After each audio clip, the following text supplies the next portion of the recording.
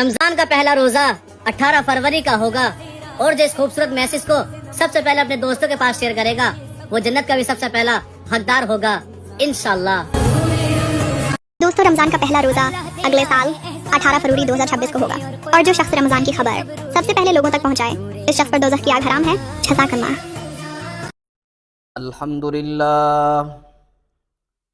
الحمدللہ وحدہ لا شریک لہ والصلاة والسلام علی من لا نبی بعدہ وعلی آلہ واصحابہ الذین اوفوا عہدہ، اما بعد، اللہم صلی علی محمد وعلی آل محمد کما صلیت علی ابراہیم وعلی آل ابراہیم انک حمید مجید، اللہم بارک علی محمد وعلی آل محمد کما بارکت علی ابراہیم وعلی آل ابراہیم انک حمید مجید۔ امید کرتا ہوں کہ تمام احباب ایمان اور صحت کی بہت اچھی حالت میں ہوں گے۔ اللہ کریم آپ سب کو اپنے حفظ و امان میں رکھے۔ ایک بات کا بہت زیادہ خیال فرمائیں کہ جب بھی کوئی دین کا مسئلہ، شریعت کی بات، کوئی دین کی بات آپ تک پہنچے تو اس میسج کو آگے پہنچانے میں، آگے فارورڈ کرنے سے، شیئر کرنے سے پہلے اصحاب علم سے، اہل علم سے اور معتبر دارالافتاء سے اس کی تحقیق کر لیا کریں، اس کی معلومات کر لیا کریں۔ ان دنوں میں ایک میسج چل رہا ہے کہ رمضان المبارک کا پہلا روزہ 28 فروری کو ہوگا۔ جو سب سے پہلے رمضان المبارک کی خوشخبری دے گا تو وہ جنت کا مستحق ہوگا، اسے اللہ کریم جنت عطا فرمائیں گے۔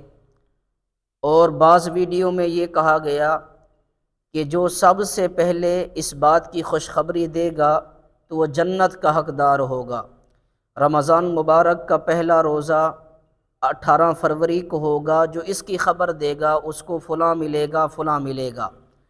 یہ حدیث کا نام لے کر یہ بات کی جا رہی ہے، تو اس حوالے سے بہت زیادہ خیال فرمائیں۔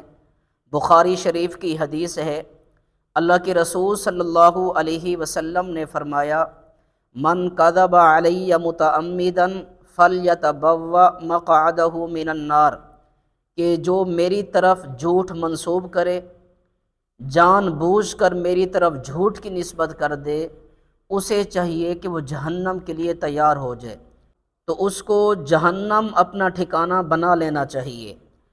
اب یہ حدیث نہیں ہے، یہ جھوٹ ہے، یہ روایت موضوع ہے، من گھڑت ہے، ذخیرہ حدیث میں اس کا کوئی وجود نہیں ہے۔ اب یہ ویڈیو کیوں بناتے ہیں، یہ ویڈیو بنانے کا مقصد کیا ہے، یہ اللہ ہی بہتر جانتے ہیں، لیکن افسوس ان احباب پر ہوتا ہے، ان حضرات پر ہوتا ہے جو دھڑا دھڑ اس میسج کو آگے نقل کرتے ہیں، آگے فارورڈ کرتے ہیں، آگے شیئر کرتے ہیں اور آگے اسے نقل کرتے ہیں، آگے اسے بھیجتے ہیں، جنہیں سے پہلے اہل علم سے، اصحاب علم سے اس کی تحقیق کر لیا کریں۔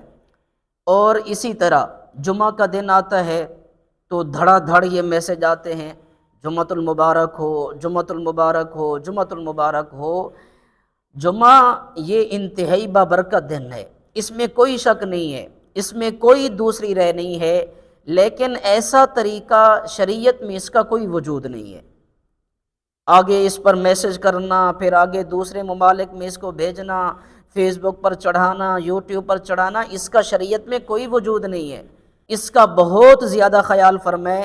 انتہائی درد دل سے آپ کی خدمت میں گزارش کر رہا ہوں کہ ایسے میسج، جیسے آپ نے یہ ویڈیوز دیکھی ہیں، تو ایسے میسج آگے فارورڈ کرنے سے پہلے اہل علم سے اس کی تحقیق کر لیا کریں۔